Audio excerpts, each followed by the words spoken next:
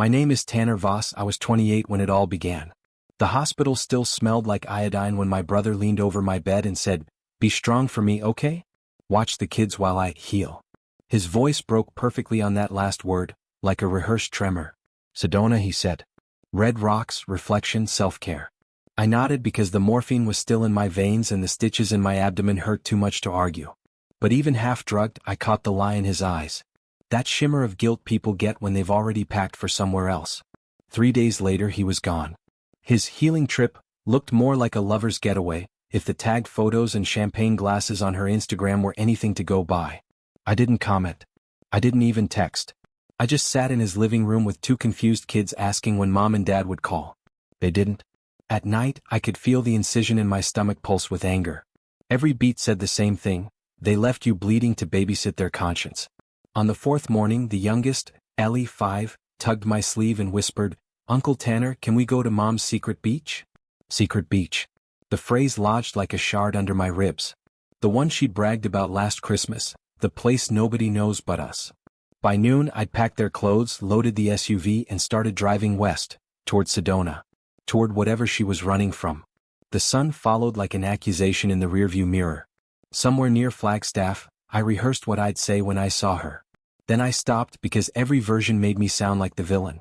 By sunset, Ellie was asleep and my nephew was staring at the horizon. He said, "Mom says you're sad all the time. Is that true?" I smiled without answering. Because sadness wasn't what I felt anymore. It was something quieter, sharper. The kind of silence that happens before glass breaks. And that's exactly when the first text from my brother came through. 6 words that would rewrite everything I thought I knew about family. I stared at his message until the road blurred. "You'll ruin everything." The words pulsed on the screen like a dare. I didn't reply. I just kept driving. By the time I reached Sedona, the red cliffs looked like open wounds under the dying light. The kids were asleep in the back seat, their faces soft, unknowing. I parked by a cheap Airbnb with curtains drawn and a Tesla plugged into the wall. My brother didn't even like electric cars. But she did. Through the window I saw them, laughing. Her in a white robe, hair wrapped in a towel, his arm around her waist. My stomach twisted where the sutures pulled, the pain merging with disbelief. It wasn't about betrayal anymore, it was humiliation. He'd looked me in the eye, asked me to heal for him, and then vanished to chase whatever peace he thought he'd find in her arms. I almost left. I almost turned the car around. But Ellie woke up, blinking. "Uncle Tanner, are we at the beach?" I nodded slowly. "Yes, sweetheart. Almost." Instead of knocking, I drove 5 miles past the Airbnb, to the little cove she once bragged about, hidden behind a row of rust-colored rocks, invisible from the road. I carried the kids' sleeping bags down the trail, set up a small fire and waited for dawn. The air smelled of salt and sagebrush. The quiet felt heavier than any scream. Around 6 a.m. my phone buzzed again, her number this time. "Where are my kids?" I stared at the message, the words blindingly white against the gray light of morning. I didn't reply. Instead, I took a photo of the beach, the same one she'd once posted with the caption, "Peace begins here." Then I sent it to her. No text. Just the picture. A minute later, 3 dots appeared. Then vanished. And somewhere between that silence and sunrise I realized she wasn't scared for them. She was scared for herself. Her next message came an hour later. "Tanner, please. You don't understand. Bring them back.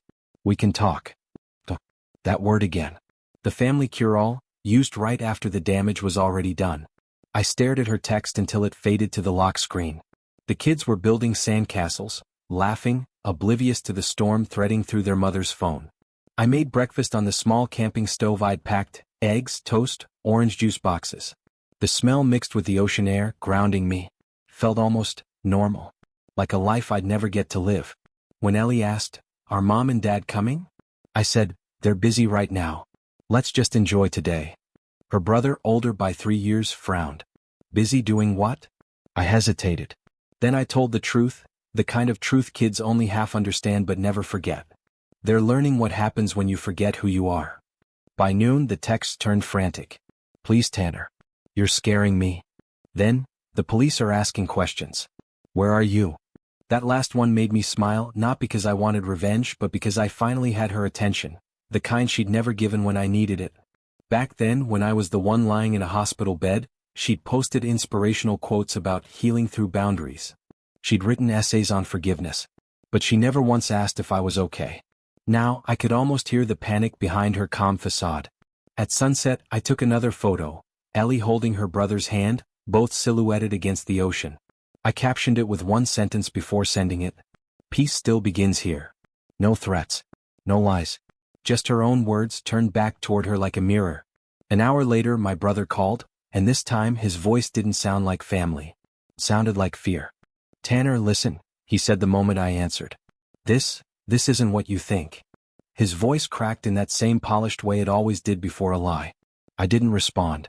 The waves filled the silence between us, steady and unbothered. I just needed time to figure things out, he went on. She needed space. We didn't mean to dump it all on you, man. You're my brother. I almost laughed. You're my brother. The phrase sounded like a plea now, not a bond. I let the wind answer him instead. He sighed, then lowered his tone, sharp and desperate. You can't just take off with them. She's losing it, Tanner. You're making her look bad. People are talking. That last line hit like confession. It was never about the kids. It was about appearances. About her social pages, her image, the perfect family portrait. I'm not making her look bad, I said finally. She did that herself.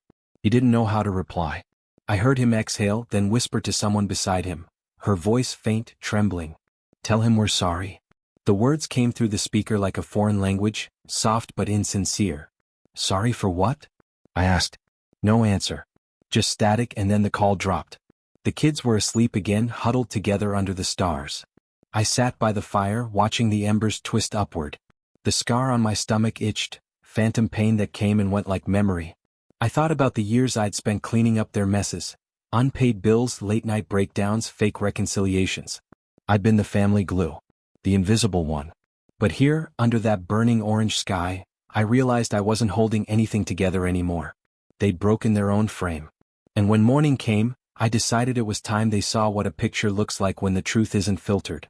So I picked up my phone, opened their group chat, and typed 6 words that would set everything in motion. It's your turn to come home. The message landed like a match in a room soaked with gasoline. Within minutes, the typing bubbles appeared, then vanished, then appeared again. Finally, my brother replied. Tanner, what do you mean? Where are you? The police said you're not at your apartment. Police? The word hit differently. I'd expected panic, not protocol. So she'd called them. Of course she had. She always outsourced guilt. I texted back one sentence. Come to the beach. The secret one. No address. Just a breadcrumb only they'd recognize.